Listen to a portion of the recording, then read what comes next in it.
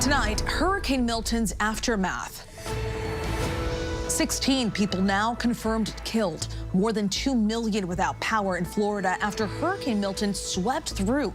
The president now pushing Congress to provide disaster aid and what those affected on the ground are now doing to pick up the pieces following the monster storm.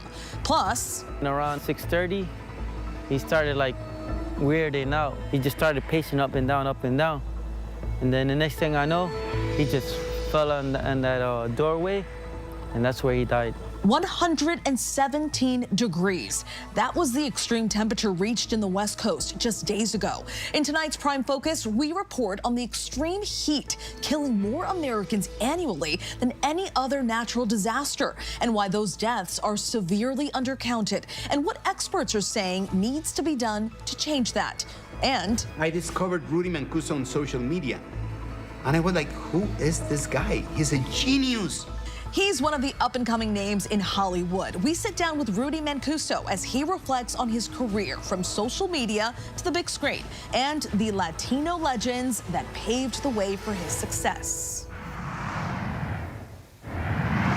Good evening, everyone. I'm Stephanie Ramos in for Linsey Davis. Thank you so much for streaming with us. We are following those stories and much more, including Election Day, just 25 days away. Former President Donald Trump in Aurora, Colorado, spreading misinformation about gangs in the city, despite Aurora's mayor saying it's not true. The polling out that now shows the race for president is a neck-and-neck race. Plus, the investigation into the deadly mine accident in Colorado, a gold mine popular with tourists. An employee killed when the elevator malfunctioned, a dozen people trapped 1,000 feet below ground. And no steering wheel, accelerator, or brake pedal. We take a look at the taxi that could be coming to your town in just a few years. But we begin with the overwhelming devastation in Florida. Tonight, 2 days after Hurricane Milton's landfall. Search and rescues are still underway. More than 2 million families still have no power, and nearly 30% of gas stations are empty. ABC has learned President Biden will get a first-hand look at the damage Sunday as entire communities now face the daunting task of picking up the pieces. Tonight, we're also seeing new images of one of the 38 reported tornadoes, the strongest of them an EF3 with 140-mile-an-hour winds ripping through a neighborhood in Palm Beach Gardens. Tonight, at least 16 people confirmed dead, many of them killed in those twisters. ABC's Victor Oquendo leads us off tonight from Fort Pierce. Where's everybody at? Tonight, 2 days after Hurricane Milton slammed Florida, dramatic high water rescues still underway as the death toll rises. Hey, if you guys have any trouble, let somebody know, please. New body camera video showing Hillsborough County deputies saving this family of 8, including a child, from their flooded home. Using a rope to guide them to safety. I got you, man. Deputies carefully carrying this 91-year-old woman out of her home near Tampa. You're right at it. Got it. Florida's Governor, Ron DeSantis, saying first responders have rescued more than 1,600 people across the storm zone. I want to thank everybody who is doing that. It's made a big difference. But Milton claiming at least 16 lives, many killed during that horrific tornado outbreak, nearly 40 twisters reported ahead of landfall. This is the terrifying moment of violent EF3 tornado. That giant funnel tore across backyards in Palm Beach Gardens, shattering windows. Listen to the roar of those 140-mile-an-hour winds. About 50 miles north of Palm Beach Gardens, we saw the destruction caused by another tornado in Fort Pierce. Bill Stepp says a twister tossed his 40-foot RV like a toy. Where was that mobile home parked? It was right here on the driveway. It is now about 20 yards across the lawn. Yes, it is. Can you believe what you're looking at right now? Not really.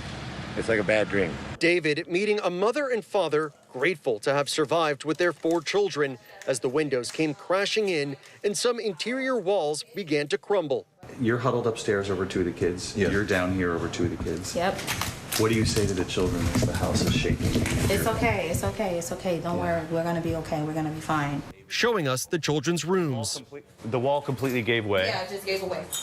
And both of the windows blew in. Blew in. Yep. But thank goodness they weren't playing in their rooms. They weren't in their rooms, thank God. Yeah. Residents in this Fort Pierce neighborhood tell me they were hit with back-to-back tornadoes. The worst of it here, the Spanish Lakes Country Club community. Houses torn apart, at least 5 people killed. The family of 66-year-old Deborah Kennedy, a mother of 2 and grandmother, telling ABC News she was killed by one of those tornadoes. Her daughter, Brandy, saying she will be missed more than I can even say. And tonight, the harrowing Coast Guard rescue. That man, a captain, separated from his boat, clinging to a cooler in the middle of the Gulf. We'd been searching all day, and no one had had any luck. The Coast Guard saying he rode out Milton's nearly 90-mile-per-hour winds and 20-foot waves for nearly 19 hours. Once we pull up in that 50-foot hover, like next to the guy, we're like, oh my gosh, he's on like a cooler. Crews plucking him from the water. He had an emergency locator beacon, which helped rescuers find him. I see this guy, like, hair looks like Castaway movie where he's covered in salt. He's got a life vest on. He's soaked. And at that point, it really set in. You're like, oh, my God, I can't believe we just found this guy. And tonight, recovery efforts ongoing. Crews racing to restore power to more than 2 million homes and businesses.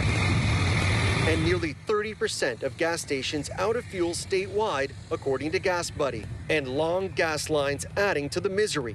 President Biden today offering more support to the region. And the president, after railing against former President Trump for lies over the FEMA response, today suggesting he believes there will be a political price for these lies. I think those who have been spreading these lies to try to undermine the opposition are going to pay a price for it. And Victor Okendo joins us now. Victor, what do we know about the president's visit there this weekend? Stephanie, the White House says President Biden will visit Florida on Sunday to tour the damage, and there is a lot to see on both coasts. Here in the east, those deadly tornadoes powerful enough to topple this massive tractor trailer, and of course, on the west coast, the flooding. Stephanie? Incredible damage there at Fort Pierce. Great reporting all week, Victor. Thank you so much. Now to the race for the White House. All eyes are on the battlegrounds with former President Donald Trump in Aurora, Colorado, and Vice President Kamala Harris in Arizona reaching out to Republican voters with less than a month until Election Day. ABC's senior congressional correspondent Rachel Scott is in Colorado. Tonight, 25 days to go. Donald Trump railing against immigrants. Trump traveling to Aurora, Colorado, a city he has falsely claimed is being overrun by migrant crime. Aurora's own Republican mayor saying that is not true. I will rescue Aurora and every town that has been invaded and conquered. These towns have been conquered. For weeks, Trump has said Venezuelan gangs overrun the city. The Republican mayor pushing back, saying Aurora is a considerably safe city, not a city overrun by Venezuelan gangs. Adding concerns about Venezuelan activity have been grossly exaggerated, and incidents were limited to several apartment complexes in the city of more than 400,000 residents. Colorado leaders calling for Trump to stop.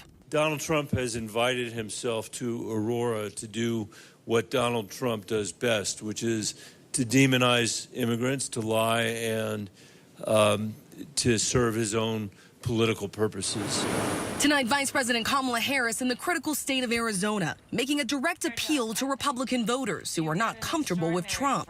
Harris pointing to Republican leaders, including the late Senator John McCain, who was conservative but also worked across party lines when it mattered. She pointed to his deciding vote on Obamacare, which to this day covers more than 20 million Americans with health care and their pre-existing conditions. The people of this state have always shown extraordinary courage to stand up for the principles upon which we as a country were founded. And she said after a heated hearing, she'll never forget what McCain then told her, quietly off to the side. Later that day, we had votes, and I passed by John McCain, and he looks at me and he says, "Kid, come over here. You're gonna make a great senator." True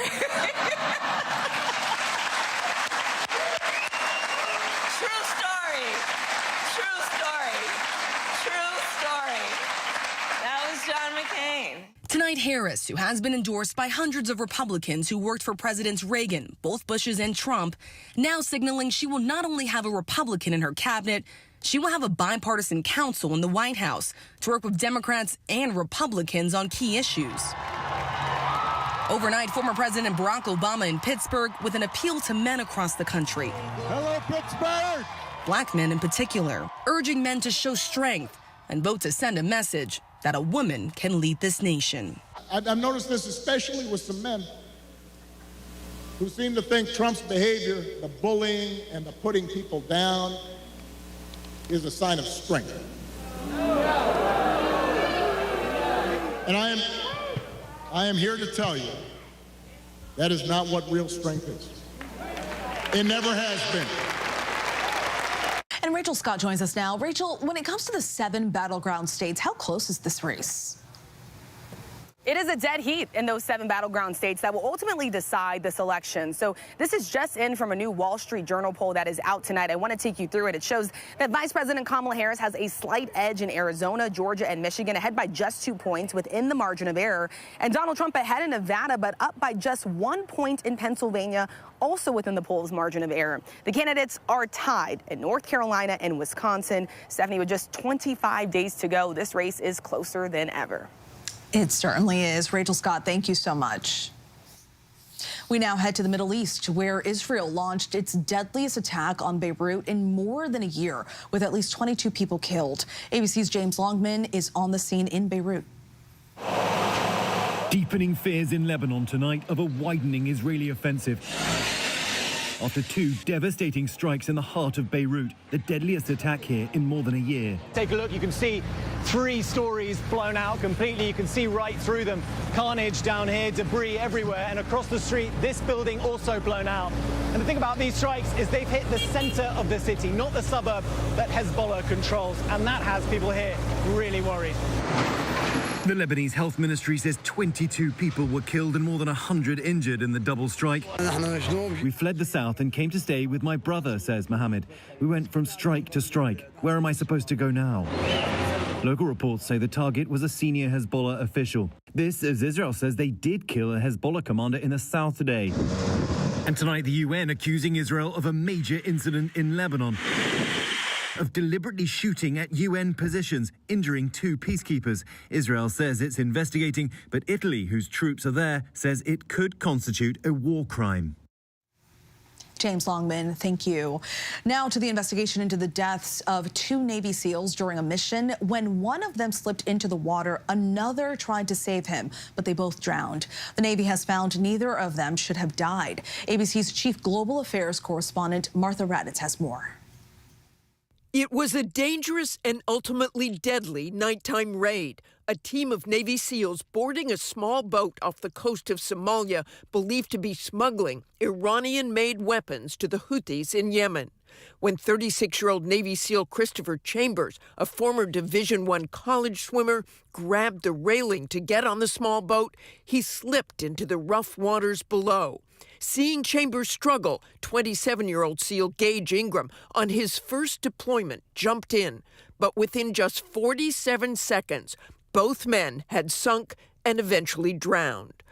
The reason, according to a new Navy report into that tragic January 11th event, the heavy gear that the SEALs were carrying.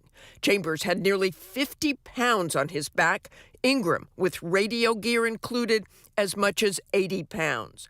The investigation concluding that, encumbered by the weight of each individual's gear, neither their physical capability nor emergency supplemental flotation devices, if activated, were sufficient to keep them at the surface.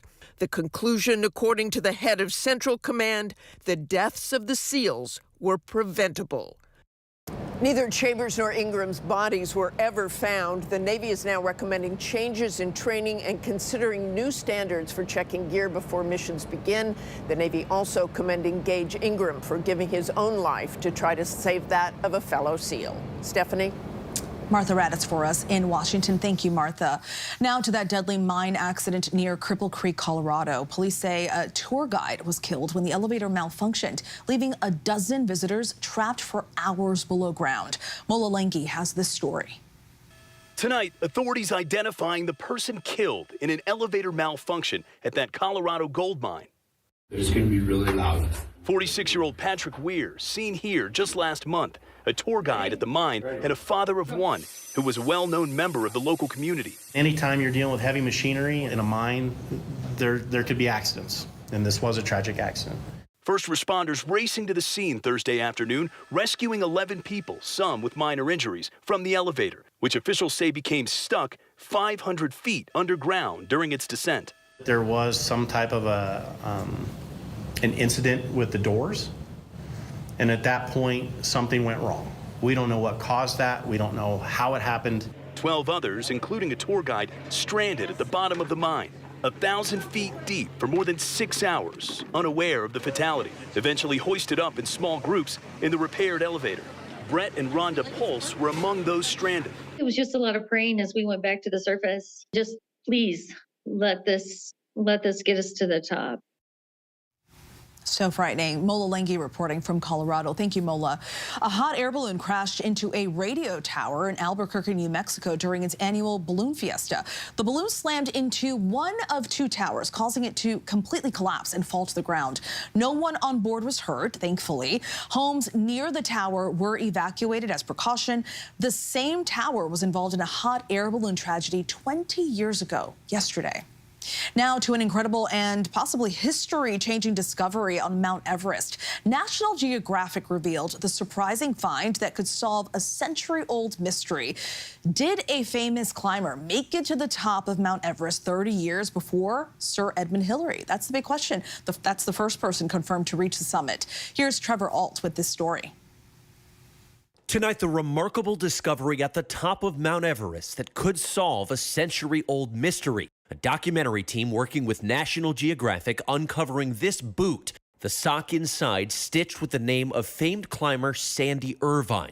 100 years ago, Irvine and his climbing partner George Mallory were attempting to be the first people to ever summit Everest, but they disappeared. The question of whether they made it to the top has been one of the biggest mysteries in climbing. I looked at this picture I had of George Mallory's boot, and it matched perfectly. I leaned over and I kind of turned over the sock, and it was a red label, and it was clearly stitched into it, A.C. Irvine. George Mallory's body and some gear had been found in 1999, but Sandy Irvine has remained missing.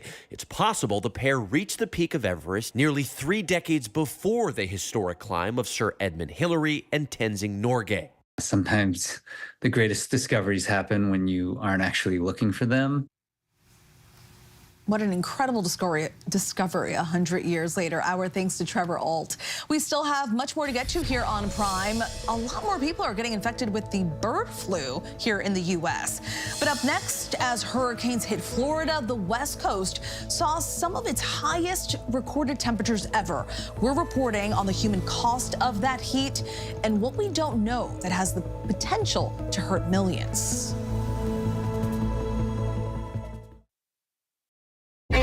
Did you kill Mary Yoder?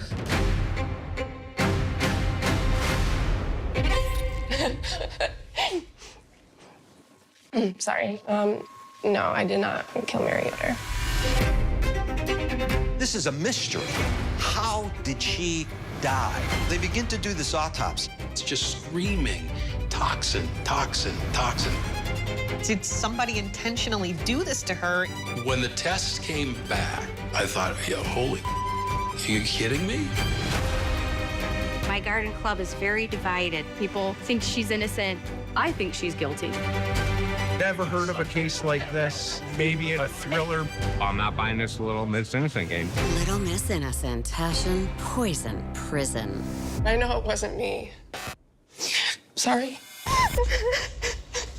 So, if it wasn't me, who was it? Only on Hulu. Hi, my name is Patrice. I am a totally cool person with a disability. Patrice always sees the best side of life. I just looked at her and I said, would you like to be my wife?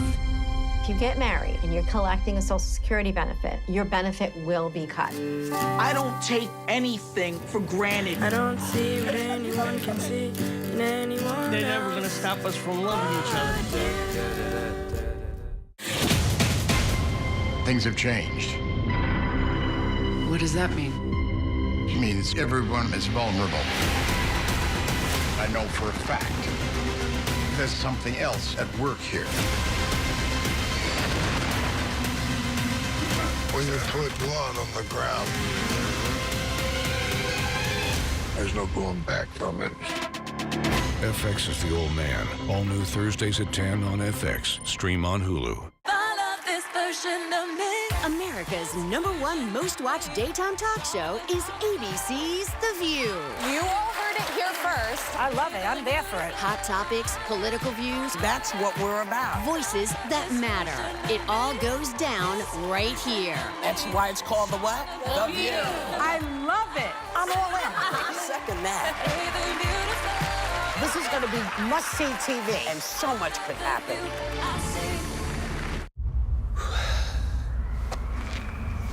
3, 2, 1.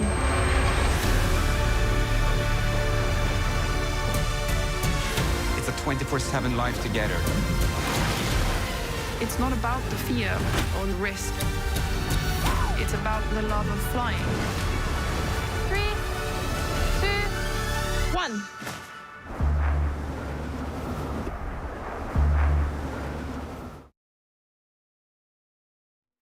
Welcome back. As a once-in-a-century hurricane ravaged Florida this week, the West Coast saw a historic heat wave that gripped areas like Palm Springs with temperatures that soared up to 117 degrees just this week. In fact, October has so far recorded the hottest temperatures this late in the year in more than 40 years. With climate change, of course, playing a central role in the extremes we're now seeing. Tonight, we want to bring you a report on the human cost of those extremes with an ABC News Investigates exclusive in partnership with some of our owned stations across the country. Extreme heat kills more Americans annually than any other natural disaster. But experts tell us heat-related deaths remain grossly undercounted in many areas, and that in this case, what we don't know has the potential to hurt many of us. Victor Okendo reports.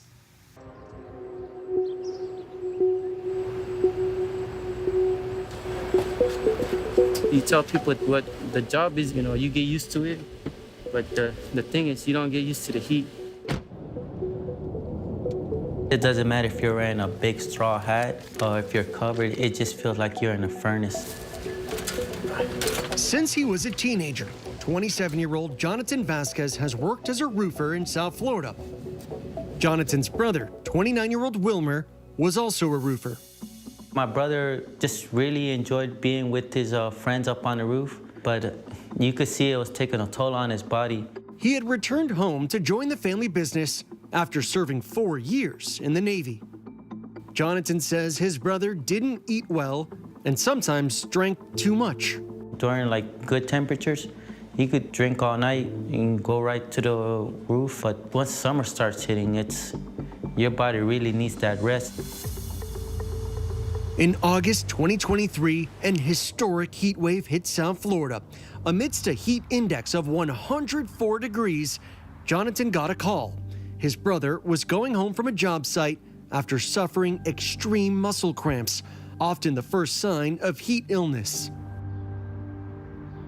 Jonathan rushed to meet him and found him curled up in the backyard. He wanted to be left alone underneath the shade of the tree. Just laying here in a fetal position. He woke up around like 5 o'clock and he's really started screaming. Then around 6:30, he started like weirding out. He just started pacing up and down, up and down. And then the next thing I know, he just fell in that doorway, and that's where he died. What do you think the primary cause was? It was definitely the heat. From what I experienced personally, I know what heat stroke is. I know what it looks like. But when ABC News asked the Broward County Medical Examiner for all the heat-related deaths the office has recorded in recent years, Wilmer's case was not among them. Instead, the medical examiner's report attributed the cause of Wilmer's death to chronic alcohol abuse. The word heat, nowhere to be found. For someone to say that there's no way this could have been a heat-related illness was a very bold statement. But medical experts consulted by ABC News, like ER physician Dr. Stephanie Widmer, say that nothing in the report can rule out heat from playing a role, and that alcoholism increases the risk of heat illness. In a statement to ABC News, the Broward County Medical Examiner wrote in part that this office stands by its original cause of death report for Wilmer based on the totality of the circumstances, citing guidelines from the National Association of Medical Examiners from 1997. We know that cramps are a symptom of heat-related illness, and we know that if you don't seek immediate medical care, that your organs can be affected and they can start to shut down. Which means it is possible Wilmer's death is one of thousands of heat-related fatalities experts believe are going unnoticed across the country each year. Do you believe that the number of heat-related deaths is undercounted nationwide? Absolutely. Because while some deaths are more obviously caused by heat, heat can also contribute to deaths among vulnerable people with pre-existing conditions. The best scientific evidence suggests there's at least 8,000 to 10,000 excess heat-related illness deaths. Potentially thousands of deaths are going uncounted, rooted in the way experts say that extreme heat, a silent killer, can strike. Heat is not like a gun. It does not leave a wound in a straightforward way. And these deaths are going to rise and rise quickly until we really fundamentally grapple with this problem of the climate crisis. It turns out the system for determining these types of deaths relies on individual practices of medical examiners and coroners across the country, which vary county by county. You really have to take the full context of a death into account. And I would say most places, medical examiners and others don't have the time or the awareness or the desire to do that. To try and understand how communities are dealing with heat-related deaths, ABC News Investigates partnered with owned stations across the country. I can tell you the 361 heat-related deaths this past summer in Texas is an undercount. One woman with Valley ties believes the heat caused her parents' death in East Central Fresno this summer. Action News reporter Gabe Ferris investigates. It was induced by the heat. I mean, there's no doubt about it. Our team also examined what's happening here. Miami-Dade County, one of the most populated counties in Florida, where outdoor workers and residents consistently face extreme heat. But here, the medical examiner has officially reported just 5 heat-related deaths since 2022, according to records obtained by ABC News. I think we generally knew going into this that there was going to be a higher number than expected. Dr. Chris Ueggio, a researcher at Florida State University, was tasked by Miami-Dade County to determine a more accurate death toll, so he compared the number of deaths on normal days with those that occurred on hot days. According to your findings, how many people are dying from heat in Miami-Dade County every year? We calculated a range of about 30 to 600 excess heat-related deaths in Miami-Dade County every year. The Miami-Dade medical examiner declined to be interviewed for this report and did not answer written questions. I'm sure the medical examiner is following their best guidelines and are trying to do the best job they can. But essentially, there's a need or call to action nationwide to really take a closer look at this. Up to 600 deaths in the county every year. Did that number surprise you? It did. It did. Jane Gilbert is Miami-Dade's chief heat officer, charged with addressing the health and economic risks of extreme heat for the county. Given that massive discrepancy between the numbers here, has your office contacted the county medical examiner to maybe change the way heat-related deaths are recorded? Yes, absolutely. And we actually connected our county medical examiner with the one in Maricopa County, where Phoenix is. So they're on board. Using a comprehensive and standardized set of innovative screening methods, Arizona's Maricopa County recorded 645 heat-related deaths in 2023. A new grim record confirmed tonight. A staggering figure that's nearly as many as those who died in car accidents. They have convened a task force of multiple professionals to comb over and expand the definition of heat-related deaths, and they get a number that's much closer to what we found statistically. But few areas around the country have adopted similar methods. To your knowledge, have any of these changes been put in place? They're starting to, but we still have work to do. Why do you think it's important to have accurate data on heat-related deaths? Well, it's really hard to manage a problem if you don't know what its size is. The Sunshine State of Florida is among 45 states that do not have a heat protection standard for workers. We've been raising the alarm for many years now that this is a crisis that is hidden, that people don't know about.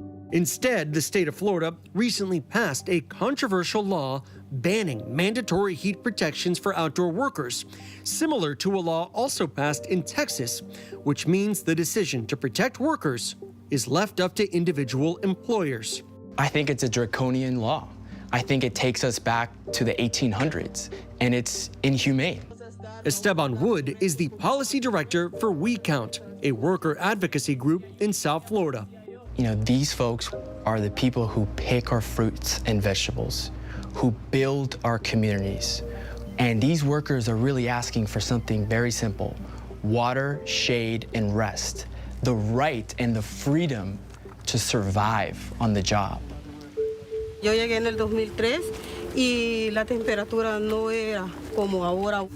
Workers like this woman, who we met through We Count, and asked us to call her Elizabeth. She is an undocumented immigrant who has been working the plant nurseries of South Florida for more than 20 years. Uno se siente que apenas lleva 1 o 2 o 3 horas y siente que uno colapsa con lo fuerte que es las temperaturas, el calor. Elizabeth says that after becoming ill at a different job in 2018, she spent a week in the hospital recovering from what doctors told her was a major heat stroke. Eso para mí ha sido un trauma bien grande. A veces no tengo ganas de ir a trabajar, pero en este país hay que hacerlo. Tenemos que mantener nuestra familia, llevar la comida a la casa, y hay que hacerlo. This summer, the Occupational Safety and Health Administration proposed, for the first time ever, a federal heat protection standard for workers nationwide. If finalized, which could take years, the standard would override Florida's ban on such protections. But that future is far from certain. Depending on how the election goes this November, this initiative might be shelved. We might not see any federal help anytime soon. Meanwhile, workers like Jonathan say that while some employers will do what is right to protect their workers, left to their own devices, others will put their workers at risk, leaving them to endure Florida's brutal heat without legal protections and at the risk of going uncounted if they die from heat. It makes me feel angry because I know what's going to happen. It's going to be another person's brother, another father is going to die, another person that's going to go through a living nightmare. So many families affected by the extreme heat. Our thanks to Victor Okendo and the entire investigative unit for that in-depth report. Still have much more to get to here on Prime. A look at Tesla's new robot taxi. No steering wheel, accelerator, or brake pedal. But up next, they are one of the hottest teams in baseball, yet the players are among the most underpaid. We take a look at their salaries by the numbers.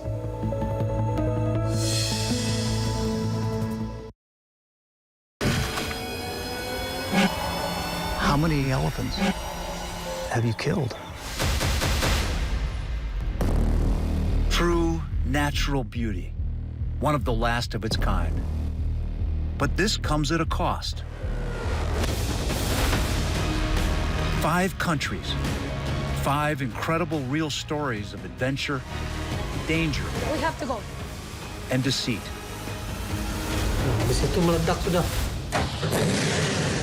Where are we going next? We got this ongoing search for the animal we've been trying to find. These are the last lands. The national parks around the world that have to be saved.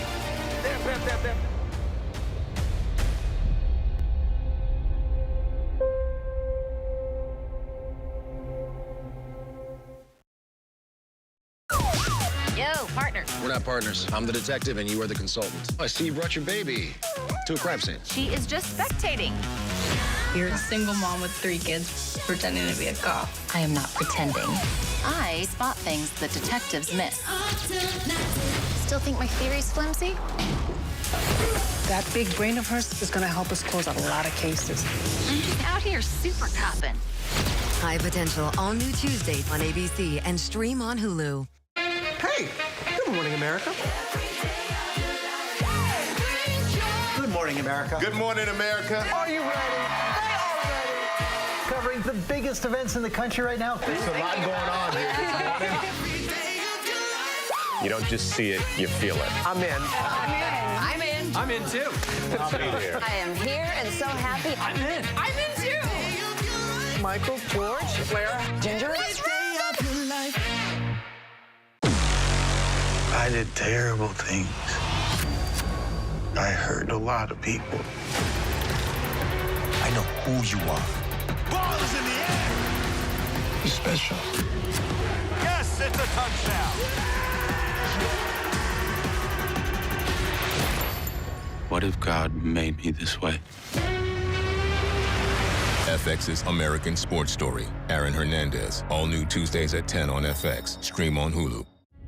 Mary J. Blige, Cher, Dave Matthews Band, Jimmy Buffett, Kool and the Gang, Dionne Warwick. It has been amazing. So, how do you get in the Rock and Roll Hall of Fame?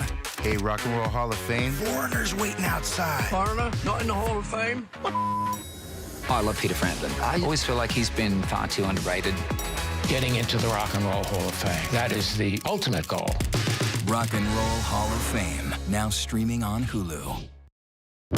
It's lunchtime in America, so what are we serving up? Well, how about everything you need to know? Give it to me. Your health, your money, breaking news, pop culture, with the biggest stars, music, trends, and of course, good food. It's all coming up on GMA 3. You're going to love it. We'll see you then. GMA 3, what you need to know. A third hour of GMA in the afternoon. So join us afternoons. For everything you need to know. I love that. Me too. Reporting from the path of Hurricane Helene in Tallahassee, Florida, I'm Mike Ajachi. Wherever the story is, we'll take you there. You're streaming ABC News Live. The Detroit Tigers are one of the hottest teams in baseball, yet the team's entire roster costs less than half of what just one Yankee slugger rakes in alone. Just one. So in the spirit of Major League playoff season, we break down the Tigers' payroll as the team vies to clinch the American League Division Series in tonight's By the Numbers. $18.4 million, that is how much Detroit's front office shells out to its 26-man postseason roster. That's according to the Wall Street Journal. That breaks down to about $707,000 on average for each player this year. Keep in mind, the minimum salary in the sport is said to be about $740,000. 7 players on the Philadelphia Phillies each have paychecks bigger than Detroit's entire payroll, and the team was just eliminated. As for the New York Yankees, Aaron Judge, the team's highest paid player, is making $40 million for a second straight year. But that's not quite the $70 million that LA Dodgers pitcher and hitter Shohei Ohtani is taking home as baseball's highest paid player. But money aside, all eyes are on the prize, that highly coveted World Series trophy. And for the Tigers to stay alive, it all boils down to Game 5 against the Cleveland Guardians tomorrow night. The winner goes on to face the Yankees for the American League Championship. Good luck. We still have much more ahead here on Prime, including the teachers accused of giving preschoolers stickers that helped them go to sleep. Plus, an important warning about baby swings that families with little ones are going to want to hear.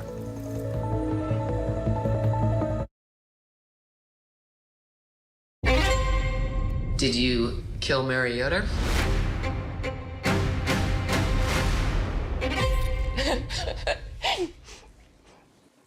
Sorry. No, I did not kill Mary Yoder. So it was a normal day until Mary started getting sick. No one really knew what was happening. Her eyes just looked terrified. In less than 48 hours, my mom went from her healthy self to having died. This is a mystery. How did she die? They begin to do this autopsy. It's just screaming, toxin, toxin, toxin. Did somebody intentionally do this to her? When the test came back, I thought, yeah, holy, are you kidding me?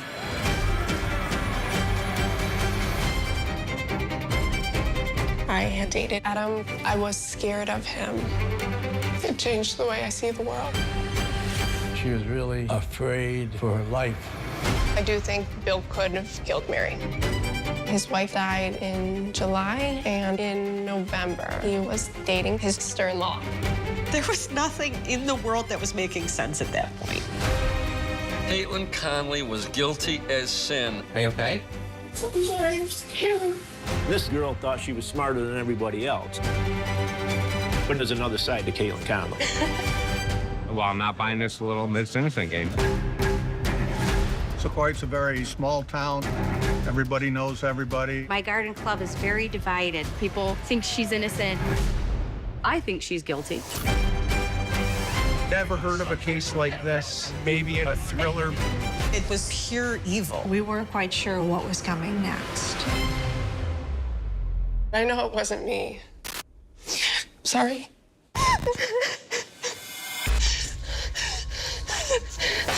So, if it wasn't me, who was it? Little Miss Innocent. Passion, poison, prison. Only on Hulu. You're watching America's #1 streaming news, ABC News Live. Breaking news, exclusives, live reporting across the globe. Keep streaming with ABC News Live. Sex, lies, and a double murder. 2 small children were kidnapped. Your mom and dad are gonna be right here waiting on you when you get home. When the twist came, then it completely exploded. It's one of the craziest stories I've ever heard, and people don't know about it. What kind of mother would kill her own children? After nearly 30 years in prison, Smith now has a chance at parole. Could the woman once dubbed the most hated mom in America go free? Killer Mom, now streaming on Hulu. The anti-nuclear group that just won the Nobel Peace Prize, Tesla's newest unveiling, and the rare Michael Jordan jersey that could be yours for a price. These stories and more in tonight's rundown.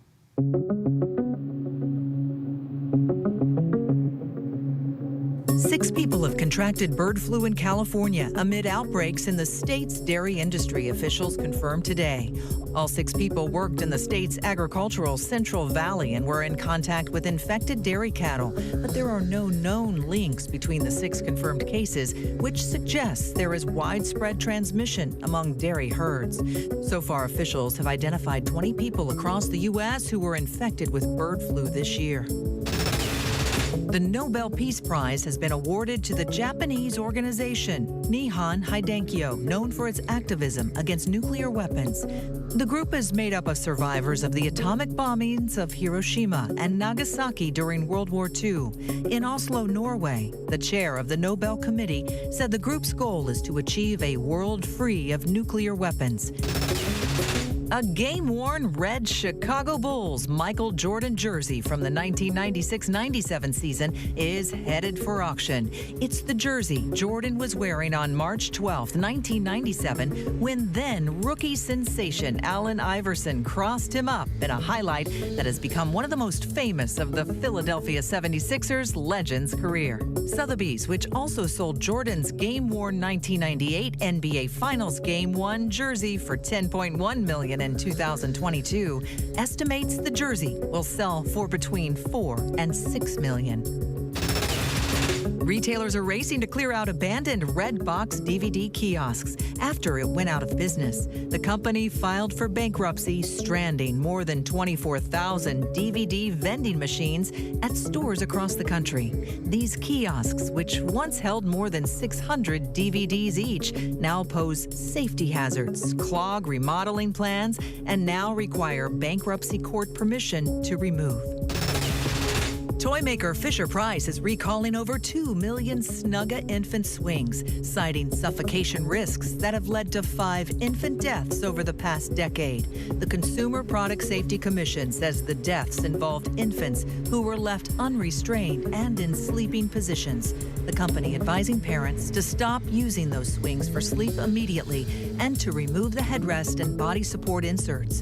A $25 refund is being offered for recalled models. Tesla CEO Elon Musk unveiled a new electric robo-taxi dubbed Cybercab, dedicated to self-driving, a possible milestone after years of false promises and blown deadlines. Musk promising the cars will be 10 to 20 times safer than human-driven vehicles and will cost less than $30,000 when they hit the market. The cars will need approval from regulators before going into production.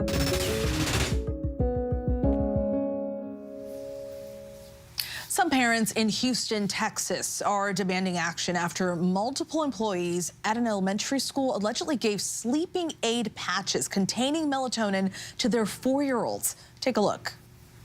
An investigation is underway at a Houston school after preschool teachers were accused of giving kids, quote, special stickers that are believed to be sleeping aids. I had straight anxiety just thinking about what's going on with the school. Last month, Lisa Luviano says her 4-year-old daughter came home from school with a sticker that featured a moon and clouds. It caught mine and Dad's attention, and we asked, what did she say? And she said, it's a sleeping sticker. And I asked her, where do you get this? She's like, well, my teacher gives it to me for sleeping time. Luviano says she went to the school the next day to report the sticker she believes was melatonin, but claims her concerns weren't immediately addressed. They said they were going to keep up with us, that they're here for us. 2 days later, she calls back. The teacher's still there. The district telling ABC station KTRK the staff members in question were immediately removed from the classroom and placed on administrative leave pending an ongoing investigation by the Spring ISD Police Department, and that it takes every allegation of educator misconduct seriously and will take all necessary measures to ensure that our students are educated in a safe and nurturing environment. We send our kids to school knowing that our kids are going to be safe here. We trust our teachers. For that to happen, that's unacceptable. Our next guest is taking listeners on her personal journey through her music. Ella Blue Travolta draws you in with her soulful and delicate voice. In the singer-songwriter's new single, Little Bird, she pays tribute to her late mother, actress Kelly Preston. In it, she opens up about their special bond. Let's listen. How do I know? How do I grow? I just take it day by day, but I just need to hear you say a little bird. So lovely. Ella Blue Travolta joins us here in studio. Ella, thank you so much for being here tonight. Thank you so much for having me. Yes, you have a lovely voice. It's also so good to see these home videos. They're so touching. It's so emotional. How does it feel for it to be out in the world now, for Little Bird to just be out there?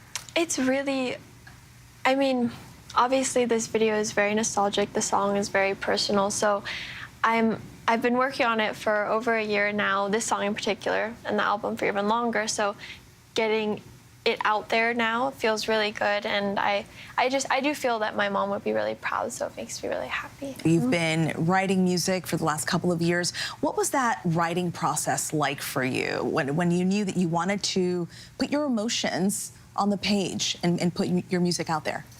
Honestly, for each song, it was a little bit different. How they sort of came about and even how long the writing process took for each song was different. But this whole EP has been over 4 years in the making. So I tend to write where I will observe things or I'll go through an experience and then I'll feel very inspired to kind of get it out.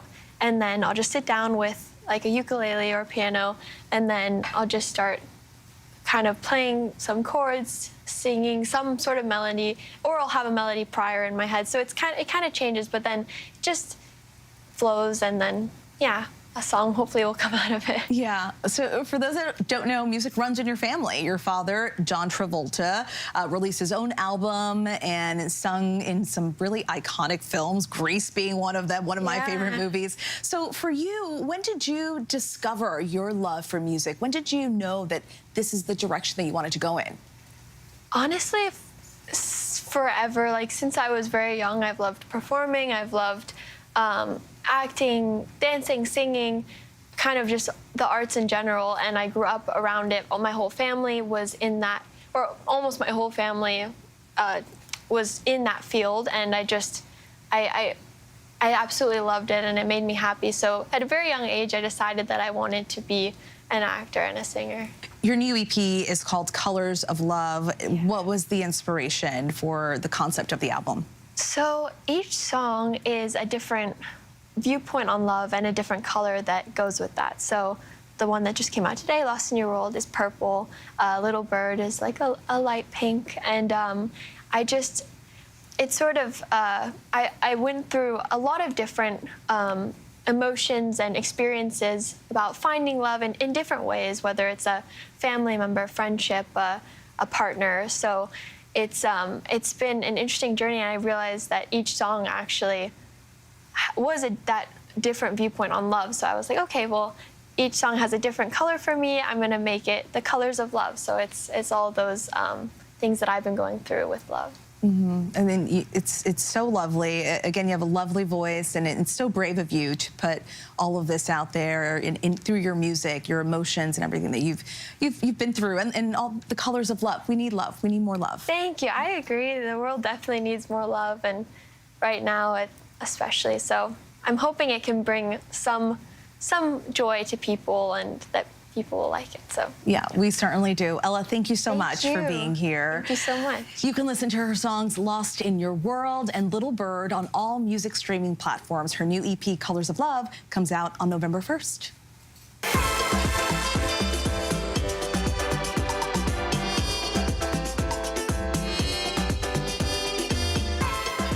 He started off as an online performer, making YouTube comedy skits, vines, TikToks, and more, becoming a star in his own right, creating music and breaking onto the silver screen with films like The Flash.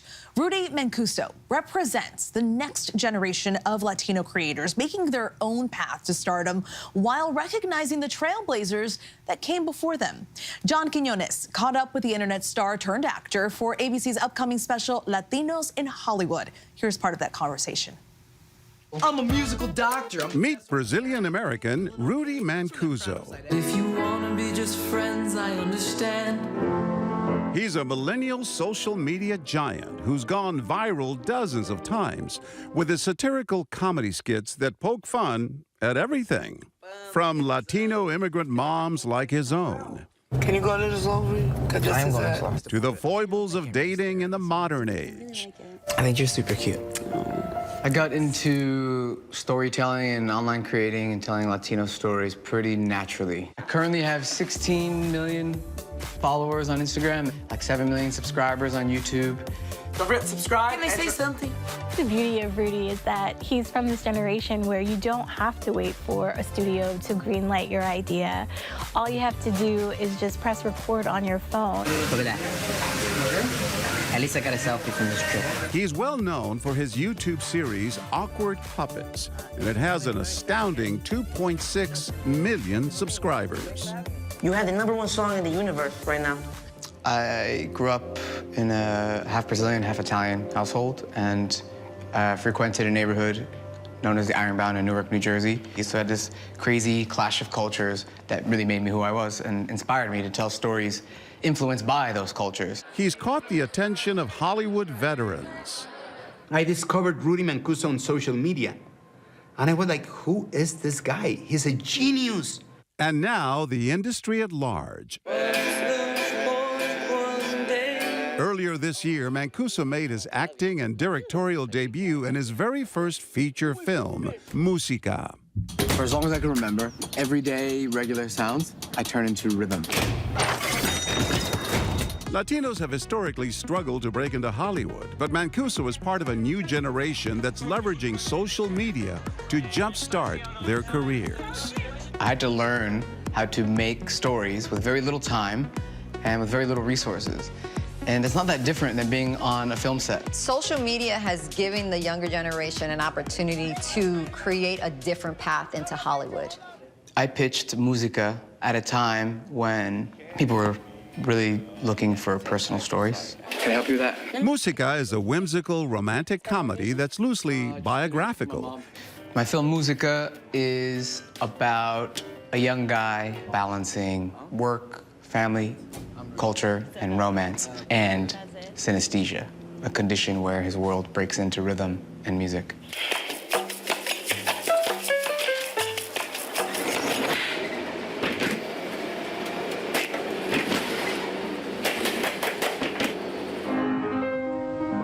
increasing Hispanic and Latin American representation on the big screen is also a major creative driver for Mancuso.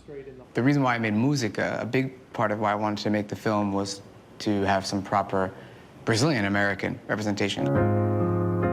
But when making the leap into filmmaking, Mancuso was confronted with the hard truth. Hollywood doesn't always reflect the realities of America. 1 in 5 Americans are Latino, yet they make up over 24% of box office receipts. But when you look at that, you see a discrepancy. Only 5% of TV shows, movies, have Latino leading actors. It's bigger than just, we want to be more inclusive and we want to be more diverse. It's that by being more inclusive, you have the impact on future generations. Despite the challenges, Mancuso's film debut has given many Latinos in Hollywood a big reason to celebrate. The beauty of this new generation that's coming into Hollywood is that they have the ability, like Rudy Mancuso, to write their own stories. That guy is one of a kind, and I really hope he gets what he deserves. He deserves to be an amazing star because he's so well prepared. He's a great actor, an unbelievable musician, a great director, an amazing writer. I'm very hopeful that Latino creators will have voices that shine through. There's a generation under me and a generation under them that are loud, and they should be, and the world needs to see them. And Rudy's been producing content for many, many years. So great to see his success. Mi gente is so proud. Our thanks to John Quinones for that report. And you can catch more of John with some of Hollywood's biggest names, from Eva Longoria to Ramon Rodriguez and so many more, in this special, Latinos in Hollywood, Owning Our Destiny. That is tonight on ABC at 8 p.m. Eastern, and also streaming tomorrow on Hulu. And that is our show for this hour. I'm Stephanie Ramos. Stay tuned to ABC News Live for more context and analysis of the day's top stories. Thanks so much for streaming with us. Have a good one.